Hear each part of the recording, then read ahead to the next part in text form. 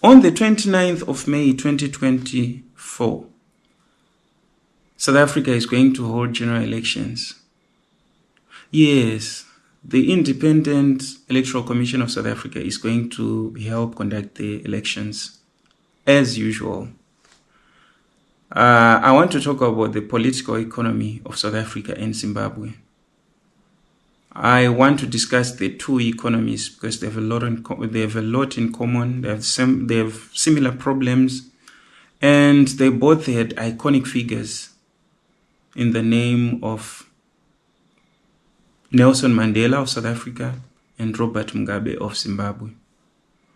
Before we even discuss the elections and the two iconic figures, it is important for us to know the road that South Africa has traveled to the democracy that it boasts about today.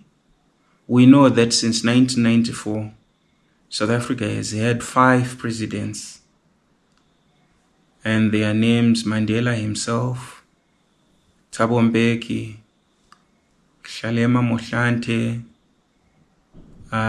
we have Jacob Zuma, and the incumbent, Cyril Ramaphosa. So let's get into the brief history of South Africa. The Khoisan people, the hunter-gatherers, have actually inhabited South Africa for about 100,000 years BCE. And around 1,000 years BCE, we hear of the Bantu expansion. In this phenomena, the Bantu people started migrating from the western and central parts of Africa into the southern parts of Africa in search of fertile land and some other supplies. But they were not the only people who were on the move. We hear that in the 13th century, the Portugal explorers were on the Silk Road. The Silk Road is a term that is used to refer to the routes that European traders used to take to China, because many European countries were interested in the silk that was coming from China. And they used to trade, and China used to trade the silk with Western products like gold, silver, wool, camels, and horses.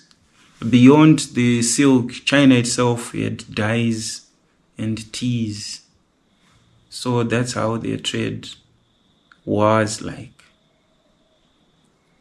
Going ahead with our discussion, we see that in the 14th and 15th century, Portugal started mapping the coastline of South Africa. And in 1488, they discovered the Cape of Good Hope. I know some may be asking, Cape of Good Hope? What does that mean? It means the Portuguese were so excited, especially John II of Portugal, that it was now possible for the traders to get to China on sea. Why were they so excited about that? Because the route was shorter, number one, and secondly, it was not that much fraught of danger. The danger that they used to face when they took other routes that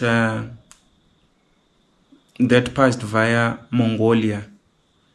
You know that the Mongolians were very hostile people, and some other tribes around the Mongolians were very, very hostile. The Europeans were getting more and more unease using those routes. But when they discovered that there was another route that they could take on sea, they were so excited. That's why they call the Cape in South Africa the Cape of Good Hope. Another thing, it's a geographical term. I like defining terms. The Cape A cape is just a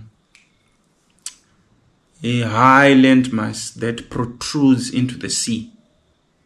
So whenever you hear that term cape, that's just the meaning.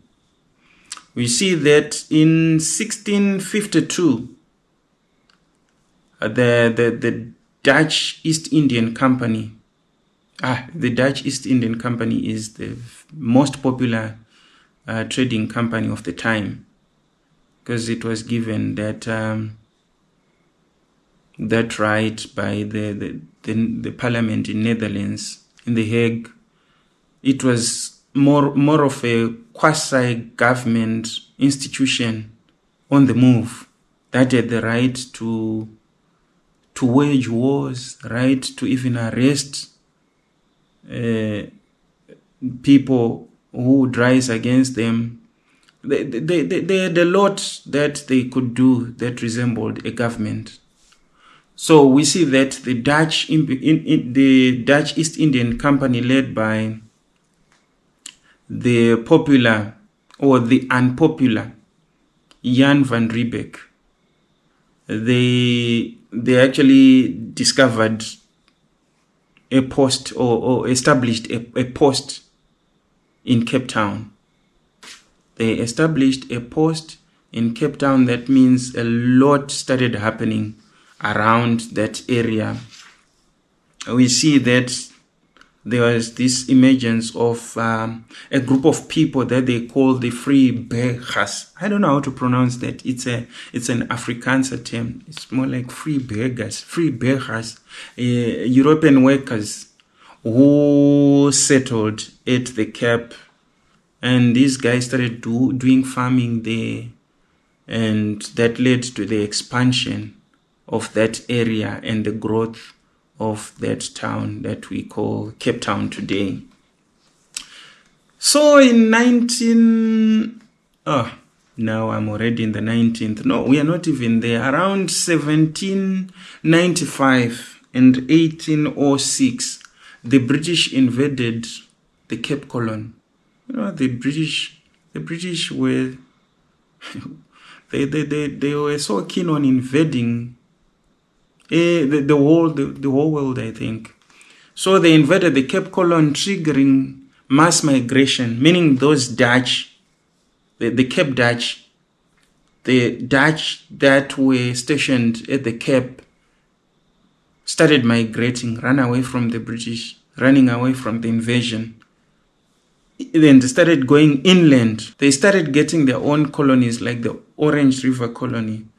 So as they were inland, they discovered gold, and that led to industrialization. The economy started to industrialize. They started building modern cities, started building, urban centers. And the discovery led to conflicts again.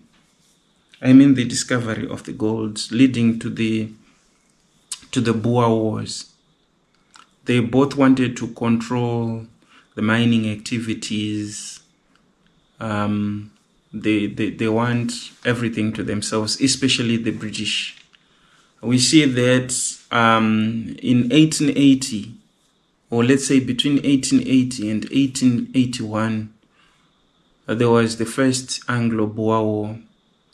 And on the Dutch side, they were led by the iconic Paul Kruger. You remember Paul Kruger? Paul Kruger, who had a coin, or who had coins minted after him way later, after his death. So Paul Kruger led the Dutch, and they managed to defeat the British using guerrilla tactics. But the British were not easy to fend off. We see that in 1899 up to 1902, up to 1902, there was another Boer War, another Anglo-Boer War. This one, the British used the scorched earth tactics and won.